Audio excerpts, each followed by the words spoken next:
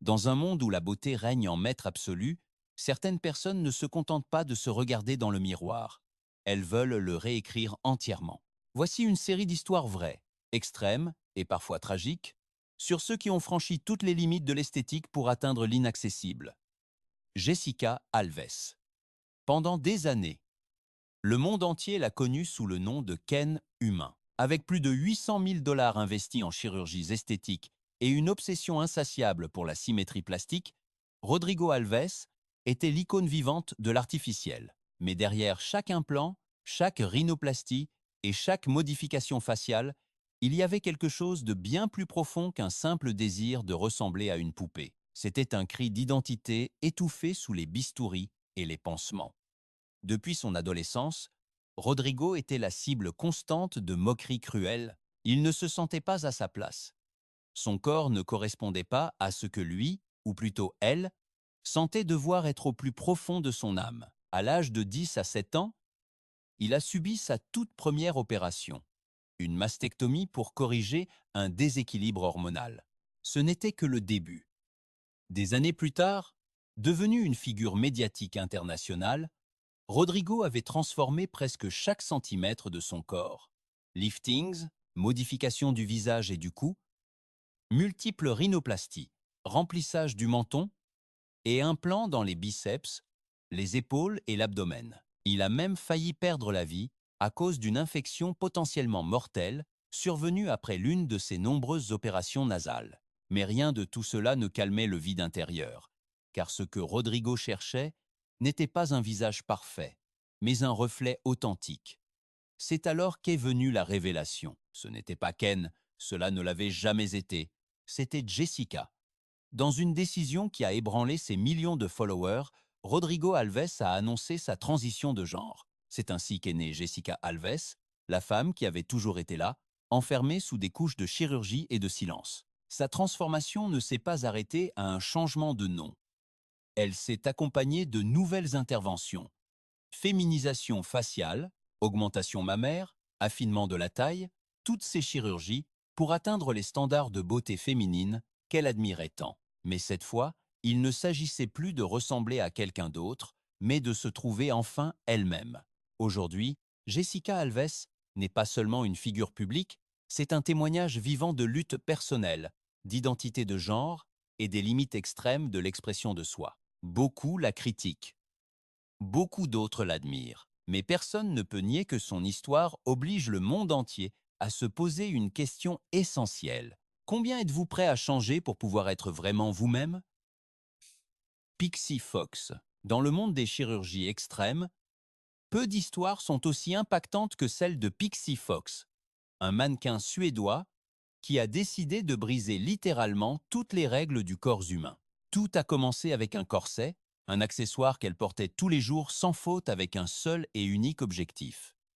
Pendant des mois, elle a sculpté sa silhouette jusqu'à atteindre une mesure de 10 à 8 pouces, soit environ 45 cm, une taille que même les poupées jouets n'oseraient pas avoir. Mais cela ne lui suffisait toujours pas. En 2015, Pixie a pris une décision qui a coupé le souffle au monde entier. Elle s'est fait retirer 6 côtes pour affiner encore plus sa taille. Une procédure aussi dangereuse que controversée qui l'a propulsée vers la célébrité et au centre du débat mondial sur les limites de la beauté. Avant cette chirurgie radicale, elle avait déjà un long historique chirurgical. Lifting fessier, liposuction, rhinoplastie, augmentation mammaire, remplissage des pommettes et lifting des sourcils. Tout cela pour un prix qui dépassait les 200 000 livres sterling. Mais pour Pixie, chaque intervention n'était pas une folie. C'était une déclaration. Son corps, sa décision. Elle ne cherchait à ressembler à personne d'autre. Son objectif était de devenir une version réelle des dessins animés, une fantaisie vivante, une création propre qui défierait les normes de la nature. Son histoire nous laisse non seulement sans voix, mais nous oblige aussi à nous poser une question inconfortable. Jusqu'où seriez-vous prêt à aller pour atteindre votre propre idéal de perfection? Pixie Fox a franchi cette ligne et n'a jamais regardé en arrière. Blondie Bennett. Pour certaines personnes, ressembler à Barbie est un jeu d'enfant, pour d'autres une fantaisie esthétique.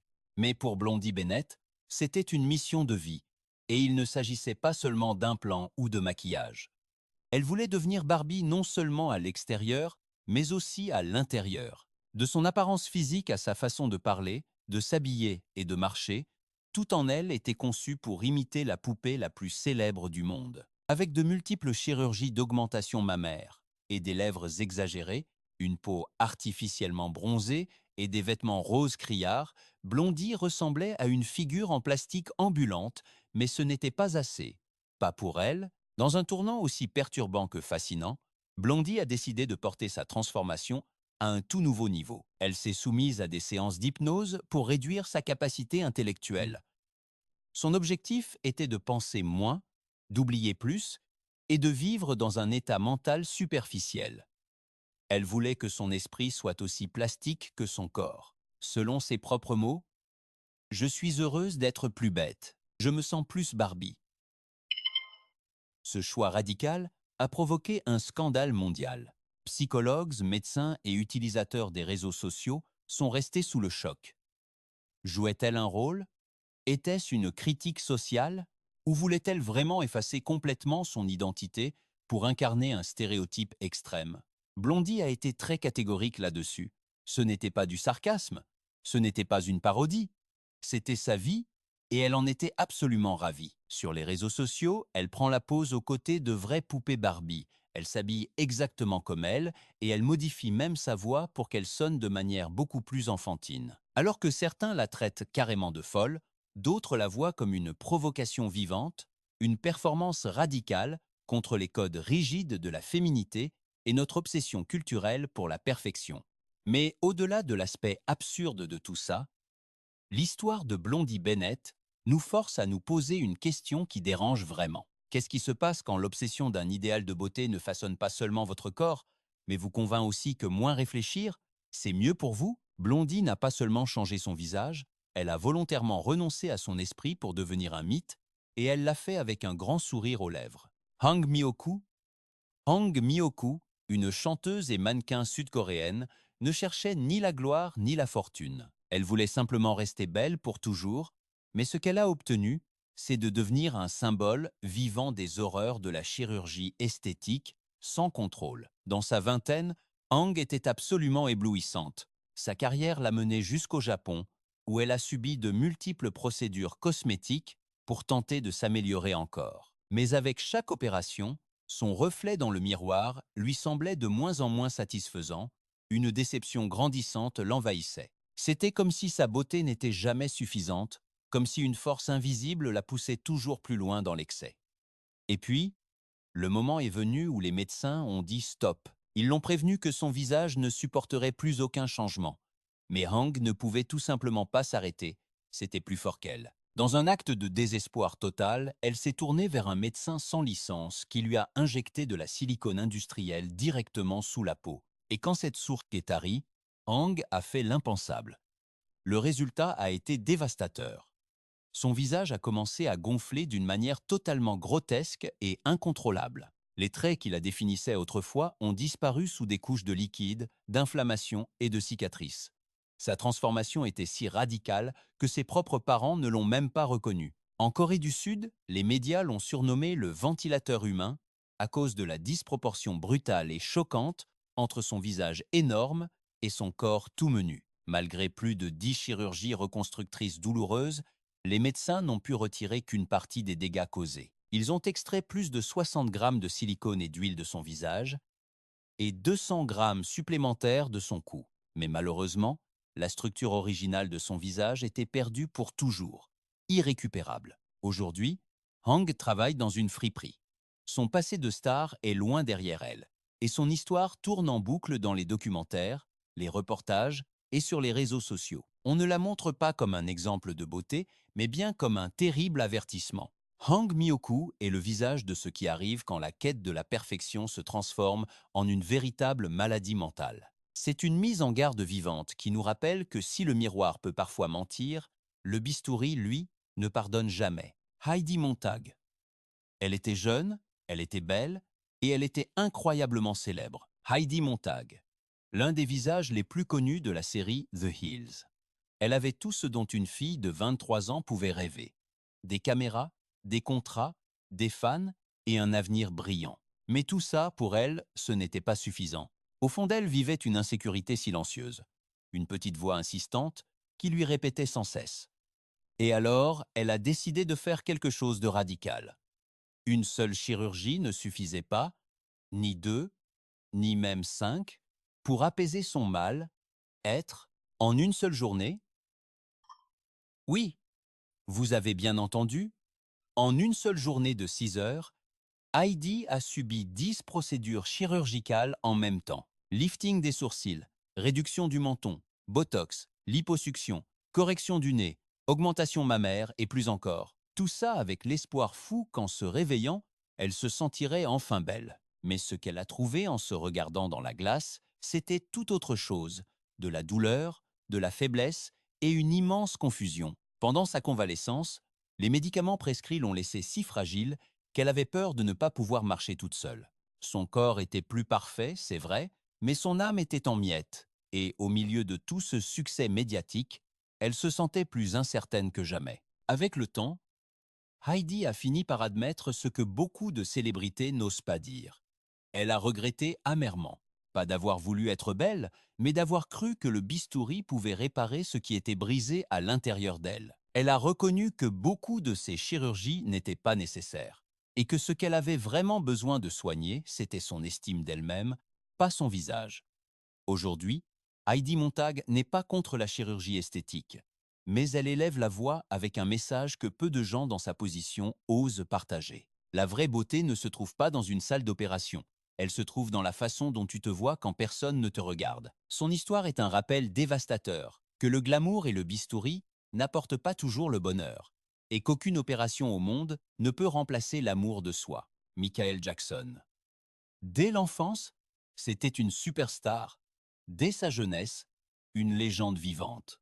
Mais derrière les coulisses, loin des disques de platine et des gants à paillettes qui brillaient sous les projecteurs, Michael Jackson cachait un lourd secret qui se manifestait petit à petit à chaque coup de bistouri, avec chaque pansement, avec chaque changement de visage. Tout a commencé par une simple rhinoplastie, une décision apparemment innocente pour affiner son nez, mais ce qui semblait être une légère retouche a été en réalité la première pièce d'un domino inarrêtable. Au fil des années, sa transformation physique a été si radicale que les photos avant et après semblaient montrer deux personnes complètement différentes. Son nez a complètement disparu, sa mâchoire s'est rétrécie, ses lèvres se sont affinées, ses pommettes se sont rehaussées et sa peau est devenue spectaculairement plus claire. Les rumeurs étaient absolument implacables.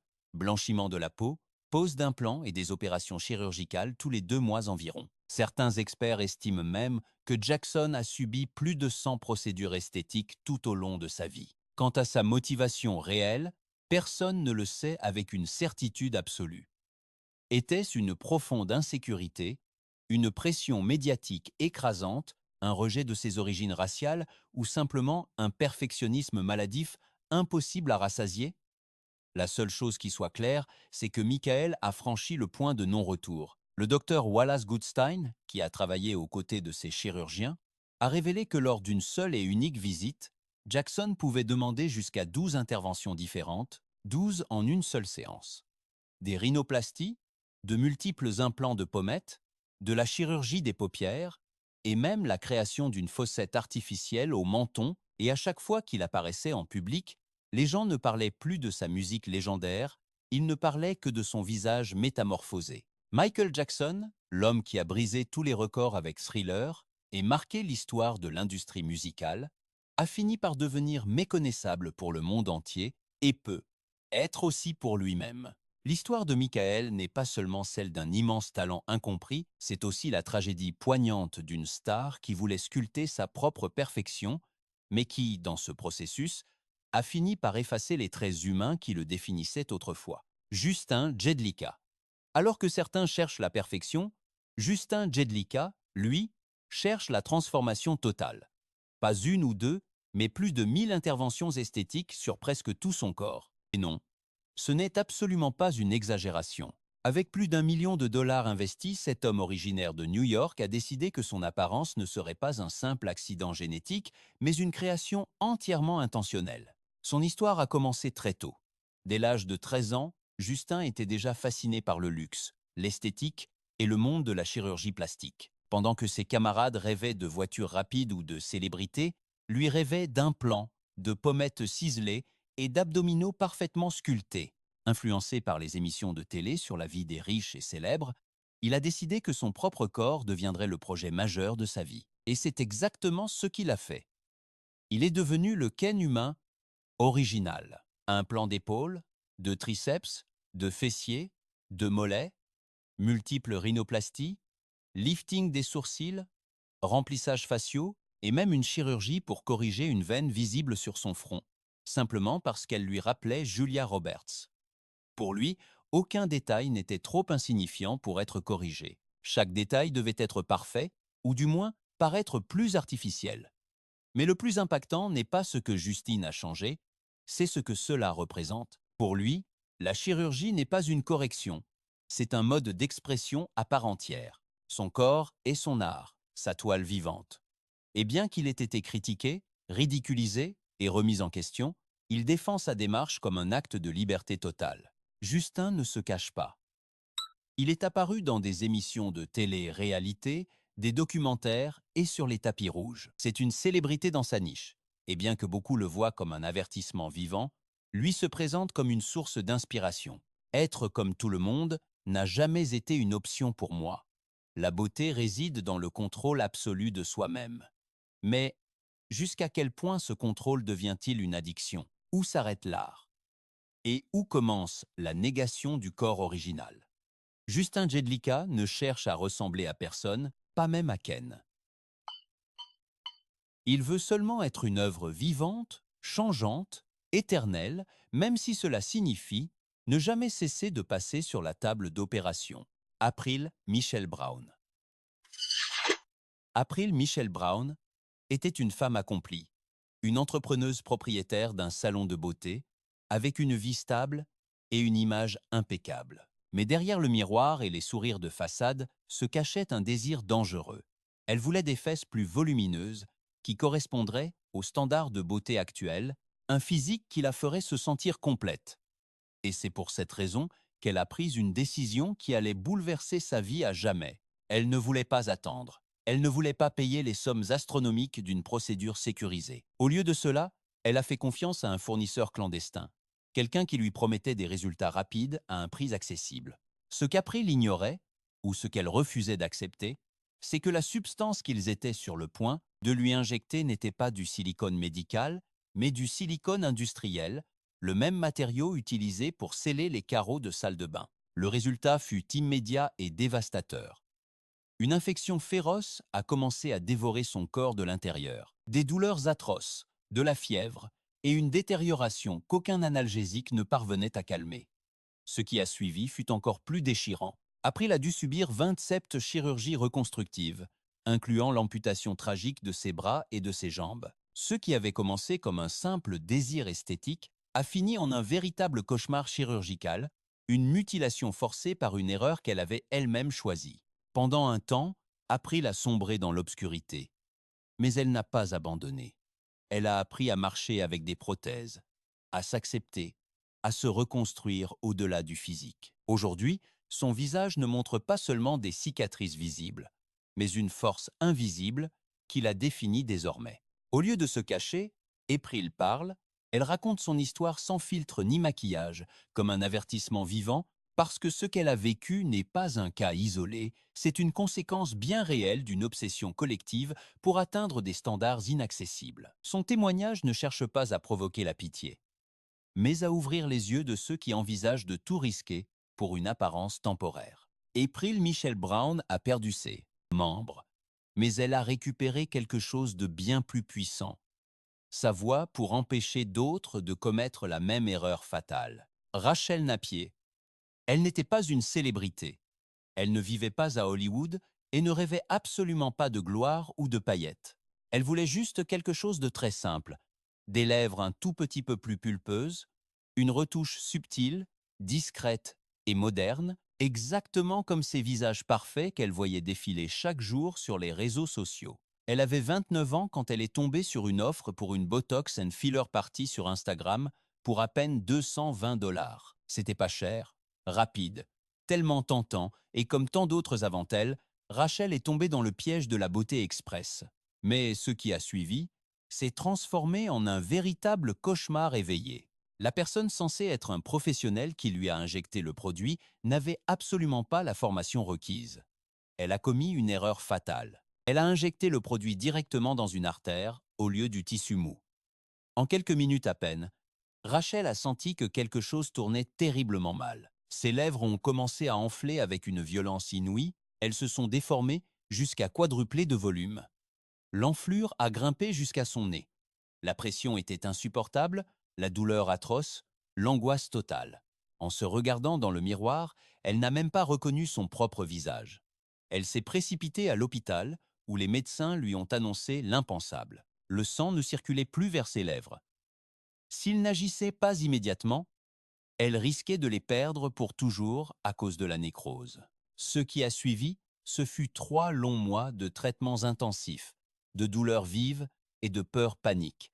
Une lente récupération physique, mais aussi un traumatisme émotionnel profond. Tout ça pour une décision prise à la hâte, pour avoir fait confiance aveuglément à une promo en ligne, pour ne pas avoir posé assez de questions. Ce n'était pas une chirurgie de luxe à 1 million, ni un caprice démesuré.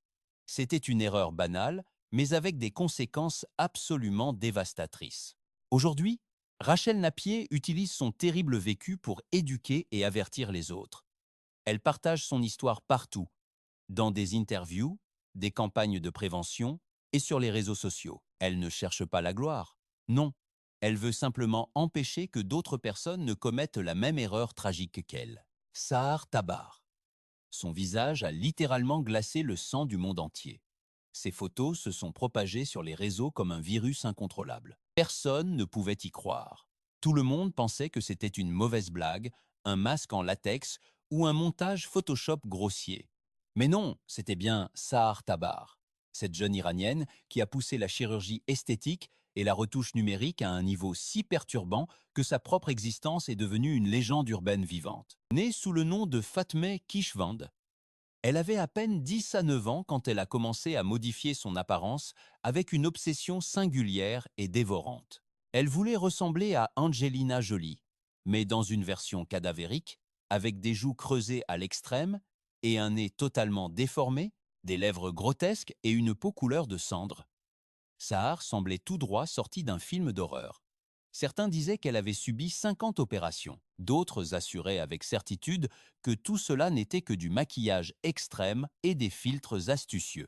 La vérité est restée enfouie sous une montagne de spéculations, mais l'impact visuel, lui, était indéniable et terrifiant. Son compte Instagram a explosé de followers, elle est devenue virale, et à chaque nouvelle publication, son image devenait plus extrême, plus inquiétante, plus inhumaine. Ce n'était pas juste un changement physique, c'était une véritable performance esthétique qui défiait toute logique et tout bon goût. Mais en Iran, où les normes sociales et religieuses sont très strictes, cette transformation n'a pas été vue comme de l'art, mais comme un blasphème pur et simple. En 2019, le couperet est tombé. Sahar a été arrêté. Les accusations étaient lourdes. Corruption morale, blasphème, incitation à la violence et corruption de la jeunesse. Le régime a fait d'elle un bouc émissaire exemplaire. Ils lui ont confisqué sa liberté comme si elle était une célébrité dangereuse et chaotique et non une adolescente perdue et confuse. Elle a été condamnée à 10 ans de prison. Elle a passé des mois derrière les barreaux jusqu'à ce que, coup de théâtre, elle soit libérée sous caution grâce à la pression internationale et aux protestations sur les réseaux. Sahar Tabar? Sahar Tabar n'est plus seulement la fille zombie d'Instagram, elle est devenue un symbole, un reflet sombre du pouvoir des réseaux sociaux, de l'obsession de la célébrité et du prix brutal de l'auto-expression, dans un pays où être différent peut vous coûter la vie. Jusqu'à quel point la société nous pousse-t-elle à nous déformer pour sortir du lot? Et combien de likes valent réellement votre liberté? Jackie Stallone. À Hollywood, la célébrité est souvent héréditaire, mais Jackie Stallone n'était pas femme à rester dans l'ombre de son célèbre fils. Astrologue, star de télé, réalité, femme d'affaires et personnage polémique, Jackie avait un objectif très clair: paraître jeune, toujours et à n'importe quel prix. Pendant des décennies, son visage a été un véritable champ de bataille chirurgical. Liftings du front, implants dans les joues, augmentation des lèvres, rhinoplastie, rajeunissement facial, et plus encore, Jackie n'a jamais rien nié. À une époque où beaucoup de stars se cachaient derrière des excuses bidons comme les vitamines ou une bonne génétique, elle parlait sans aucune pudeur de ses chirurgies et elle le faisait avec fierté. Mais malgré sa sincérité, son visage a commencé à se transformer jusqu'à devenir méconnaissable. Chaque nouvelle intervention semblait gommer un trait de plus de la Jackie originale. La peau était tirée à l'extrême, les traits exagérés. Le résultat, une image surréaliste, ressemblant davantage à une sculpture de cire figée qu'à une femme de chair et d'os. Le plus contradictoire dans tout ça, c'était son attitude. Jackie critiquait l'usage du Botox, mais en même temps, elle continuait d'altérer son visage encore et encore, sans s'arrêter. Elle défendait des habitudes naturelles, comme manger des épinards tous les jours, alors que son visage passait sous le bistouri avec une régularité chirurgicale effrayante. Et pourtant, Jackie a vécu une longue vie, remplie de projecteurs, d'éclats et de controverses, jusqu'à la fin.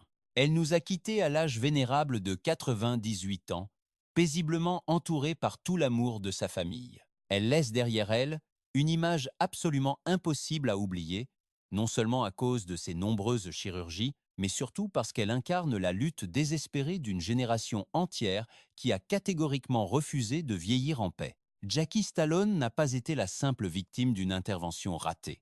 Non, elle a été la proie d'une véritable obsession culturelle, cette croyance toxique selon laquelle la beauté éternelle n'est pas juste désirable, mais obligatoire. Et son visage, si profondément altéré, continue de hurler en silence une vérité qui dérange. On peut, être, gagner contre le temps pendant un court moment, c'est vrai. Mais à la fin, il finit toujours par présenter l'addition. Et croyez-moi, passons à Dolly Parton. Dans un monde où la plupart des célébrités se cachent derrière des excuses bidons, Dolly, elle, a choisi de dire les choses franchement, sans prendre de gants. Oui, tout ce que vous voyez là est faux, c'est du plastique.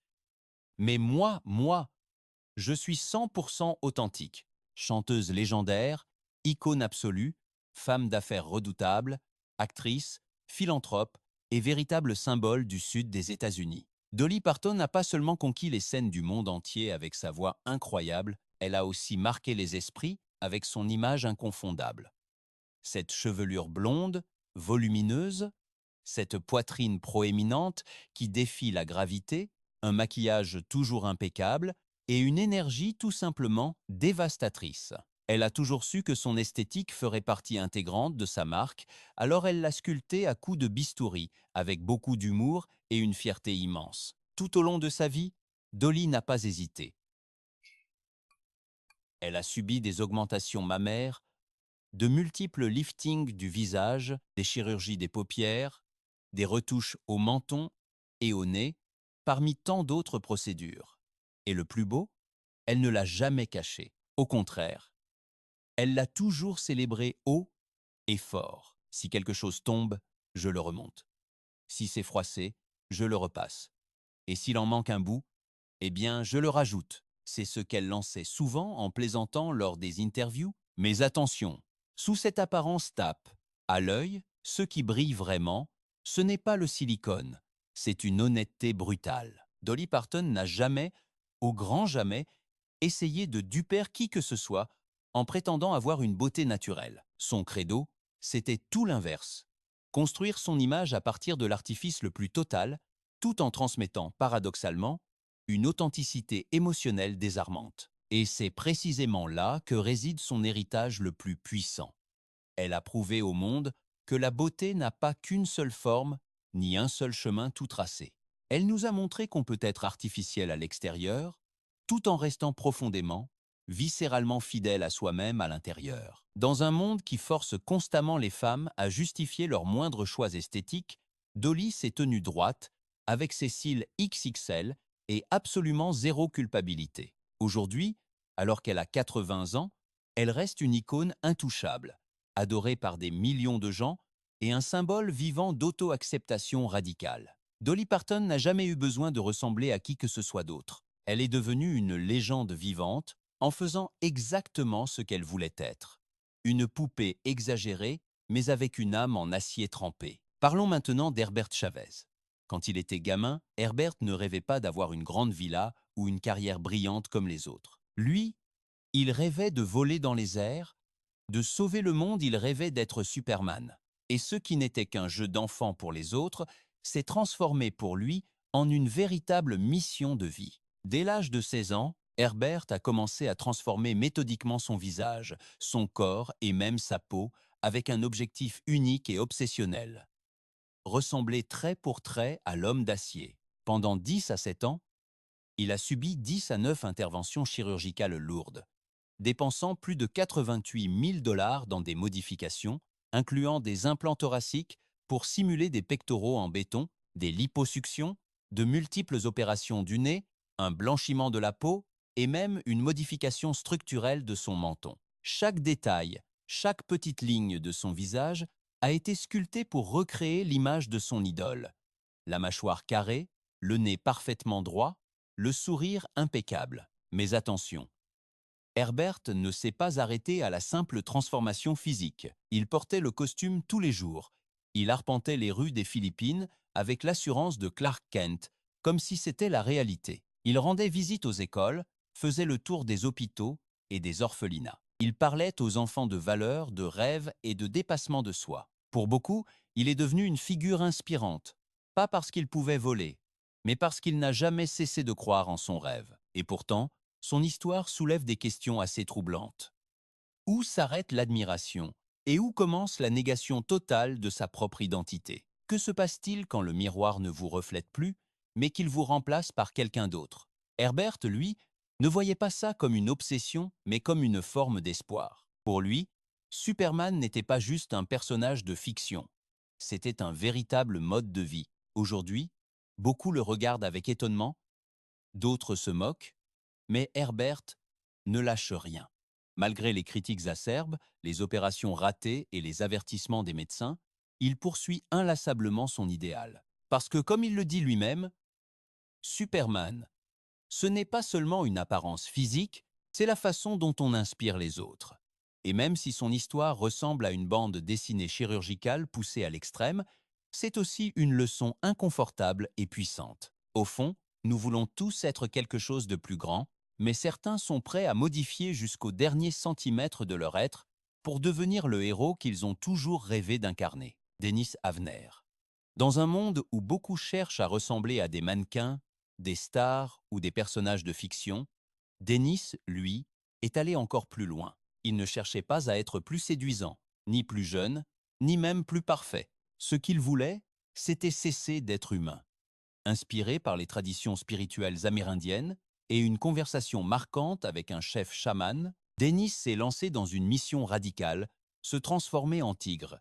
Pas en esprit, pas dans l'attitude, mais physiquement, dans sa chair. Sa métamorphose a débuté par des tatouages faciaux, mais ce n'était que le tout début. Avec l'aide de spécialistes en modification corporelle, Dennis a subi 14 opérations chirurgicales, incluant des implants sous-cutanés pour se sculpter des arcades sourcilières félines, le limage de ses dents, la bifurcation de sa langue comme un serpent et la modification de ses oreilles pour qu'elles soient pointues, une correction nasale pour aplatir son nez, et il s'était même fait installer un système de queue robotique sophistiqué. Chaque intervention l'éloignait un peu plus de l'espèce humaine pour le rapprocher de l'animal qui, il le sentait, vivait en lui. Aux yeux du monde, c'était un véritable phénomène de foire. Il a été interviewé dans des émissions cultes comme Larry King Live et a été inscrit au Guinness World Records, consacré comme l'homme ayant subi le plus de modifications corporelles pour ressembler à un animal. Certains appelaient ça de l'art vivant, d'autres de la pure folie, mais lui restait de marbre. Pour Dennis, cette métamorphose en Catman n'était ni une plaisanterie, ni une obsession esthétique superficielle. C'était son identité profonde.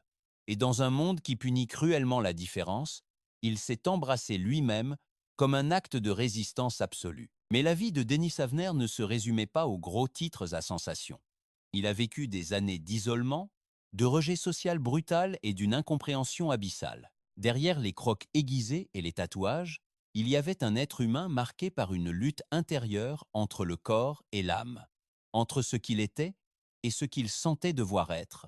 En 2012, Denis a été retrouvé sans vie à son domicile. Il avait 54 ans. Les autorités ont conclu au suicide. Son histoire, si extrême et symbolique, a laissé bien plus que de la simple stupéfaction. Elle a laissé une question troublante sans réponse claire. Jusqu'à quel point pouvons-nous changer ce que nous sommes avant de cesser d'exister? Denis n'a pas été victime de la chirurgie. Il a été la victime d'une société incapable d'embrasser sa différence. Aussi étrange qu'il puisse paraître, continue de vibrer comme un rugissement lointain. Car l'identité ne se trouve pas toujours dans le reflet d'un miroir. Parfois, elle se construit à coups de griffes, en déchirant violemment tout ce que le monde attend de nous.